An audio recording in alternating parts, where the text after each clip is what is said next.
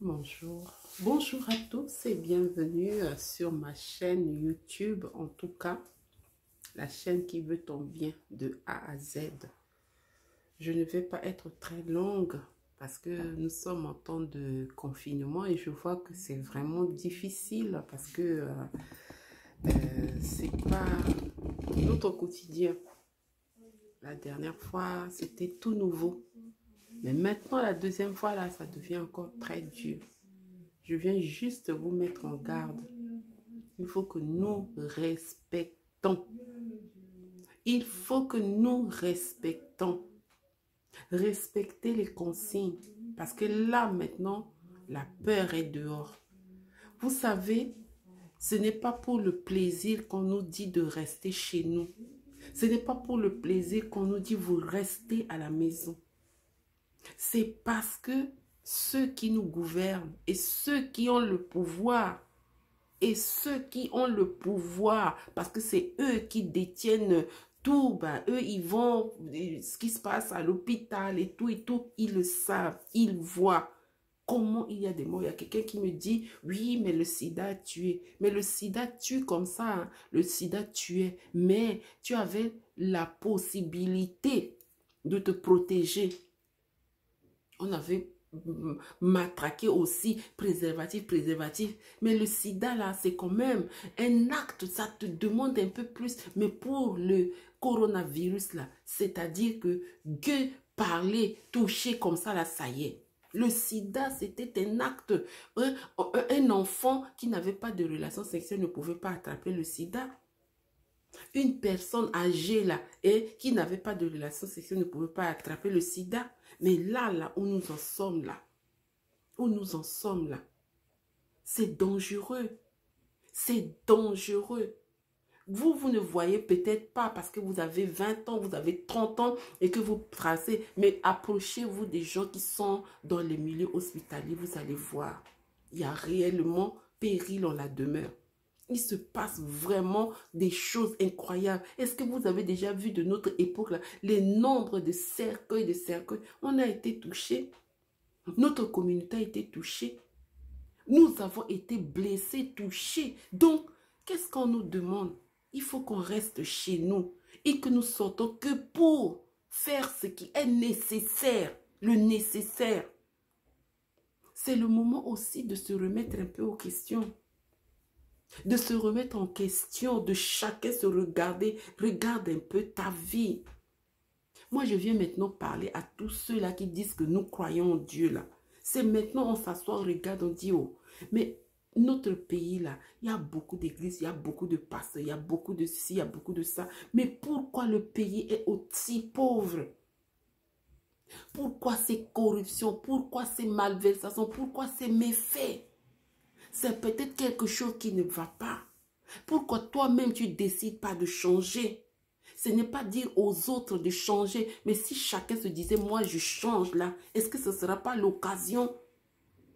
Parce que c'est un temps, on n'a plus, en tout cas ceux qui ne sont pas dans le corps médical, pour le moment en Europe, moi je suis en France là, on ne va pas, on n'a pas, moi j'ai pas les 1h30 de transport. Donc, moi, je me lève le matin directement quand j'ai fini ma prière. Moi, c'est mon activité. Et après, je suis libre à partir de 7 heures là pour allumer mon ordinateur et commencer à travailler. J'attends au moins jusqu'à 9 heures pour commencer à travailler. Mais pendant ce temps-là, je me regarde, je me dis, qu'est-ce que je peux faire pour mon pays? Est-ce qu'on doit être, on est obligé d'être tous malhonnêtes comme ça à l'égard de notre pays? Parce que c'est ça. On est malhonnête à l'égard de notre pays. Quand on vole l'État, nous on est malhonnête à l'égard de notre pays. Et c'est l'Afrique qui perd tout ce que nous voyons, tout ce que nous faisons là. Est-ce que quelqu'un dans son fort intérieur a dit que moi quand je vais aller aux affaires, je ne vais pas faire comme ça? La corruption est légalisée. La malversation est légalisée. Tout ce qui est négatif, c'est légalisé. Moi, je parle de nos pays africains là. Regardez ce qui se passe en Côte d'Ivoire. Regardez ce qui se passe en Côte d'Ivoire et ça ne va pas tarder à arriver en République centrafricaine.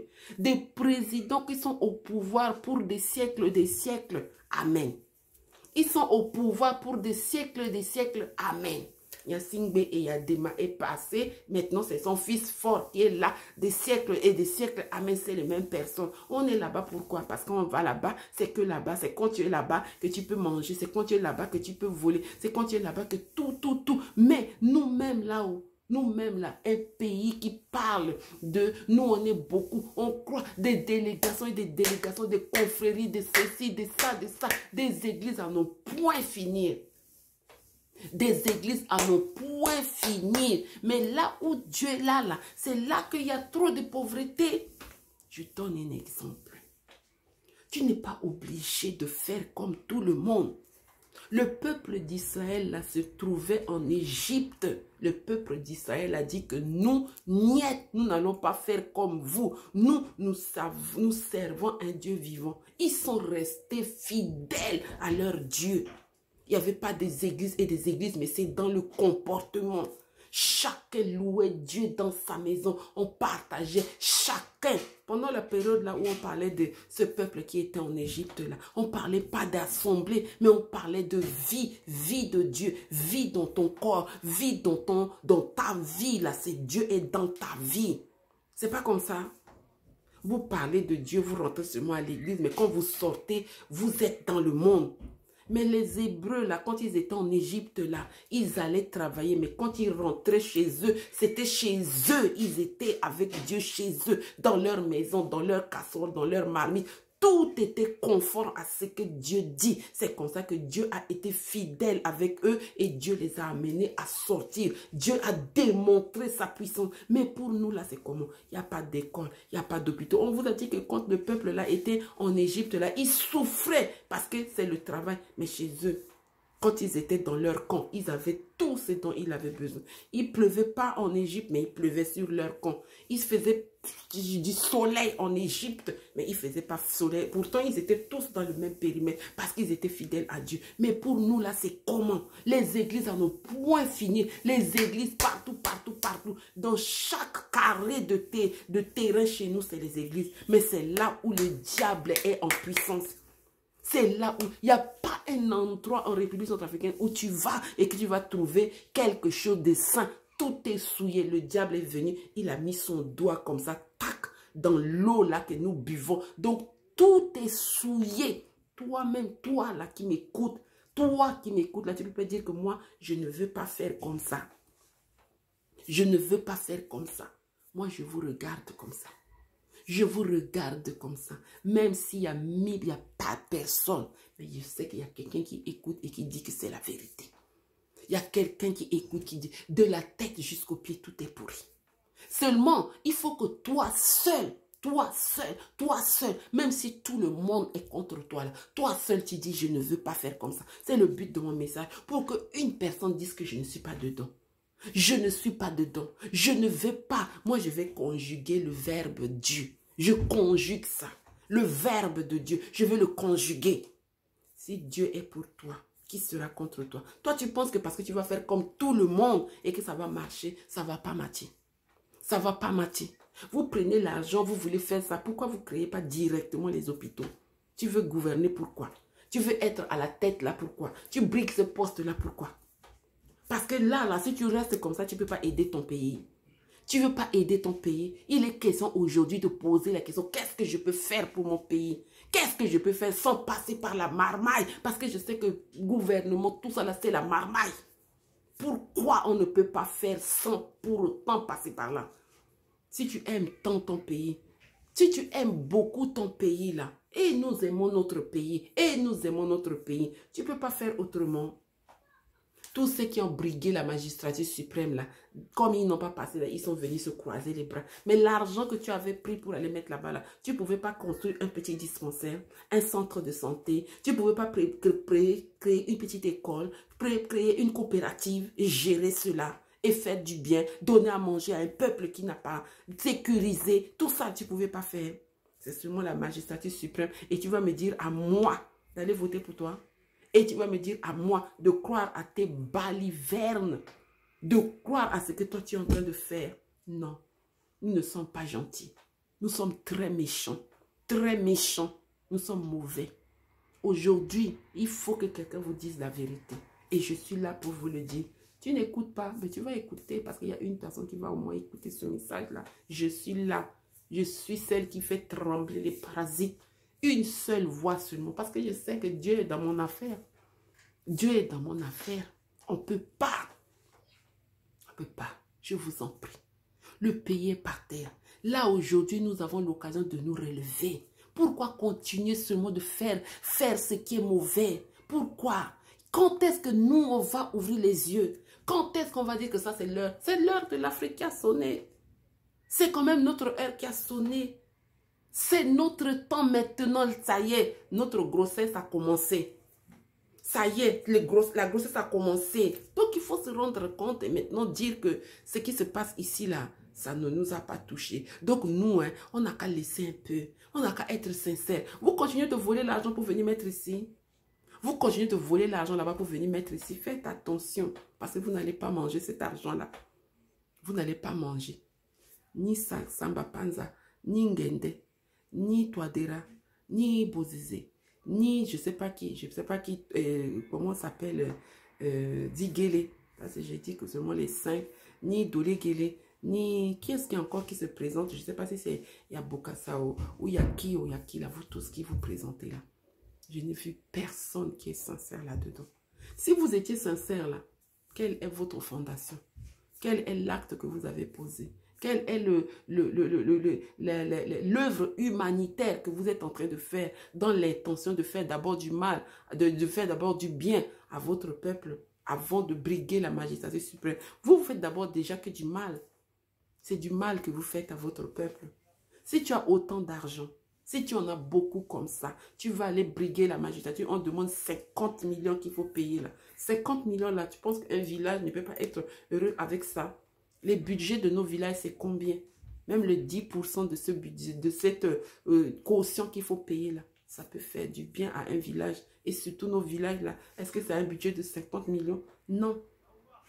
50 millions là que vous payez, je pense que c'est ça le prix qu'on vous demande, non? Madame Samba Panza, je suis déçue. Heureusement que je n'ai jamais voté pour vous, je ne vous ai jamais approché. Vous êtes une mauvaise personne. Vous êtes un être diabolique venu en Centrafrique pour faire du mal. Ça, c'est moi qui vous le dis. Vous étiez peut-être la seule femme, vous êtes peut-être la seule femme qui vous présentait parmi ça, mais vous êtes diabolique, vous êtes mauvaise. Et je pense que le Seigneur aussi vous voit dans vos actes là. Vous mélanger les gens. Quand vous étiez la femme de je ne sais pas qui, de Sapo là, on ne savait pas que vous étiez une Camerounaise. C'est aujourd'hui maintenant que vous sortez pour nous choquer en floubé, ou nous choquer en ceci. C'est aujourd'hui que vous nous montrez, parce que comme vous avez déjà bien mangé en République centrafricaine, c'est maintenant que vous allez faire le mal, mais Dieu vous voit. Dieu vous voit. Vous savez que Dieu, il est au courant de tout ce que vous faites. Espèce de femme méchante. Vous êtes une femme méchante. Je soutiens les femmes.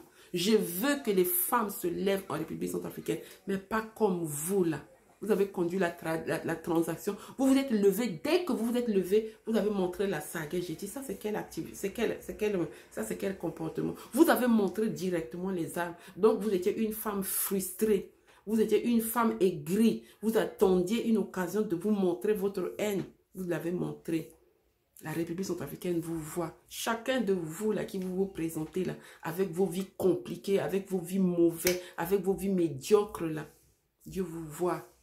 Un jour, le Seigneur se souviendra et il amènera le libérateur en République centrafricaine. Vos faussetés que vous êtes en train de faire là. Nous sommes les enfants de ce pays. Moi, je suis un enfant de la République centrafricaine et je crie à Dieu que le Seigneur délivre la République centrafricaine. La République centrafricaine est un enfant qui est né avant terme. Ceux qui ont provoqué cela, leurs enfants sont vivants. On voit leurs enfants, ils ont tous raté. Mais l'histoire de la République centrafricaine s'écrira un jour en lettres d'or pour que dorénavant, on sache que sans la République centrafricaine, l'Afrique ne sera pas sauvée. Et aujourd'hui, nous mettons le genou à terre. Moi, je mets le genou à terre pour dire, Seigneur, souviens-toi de la République centrafricaine. Que le Seigneur bénisse la République centrafricaine. Que le Seigneur bénisse la République centrafricaine. Moi, j'aime la République centrafricaine. Voilà.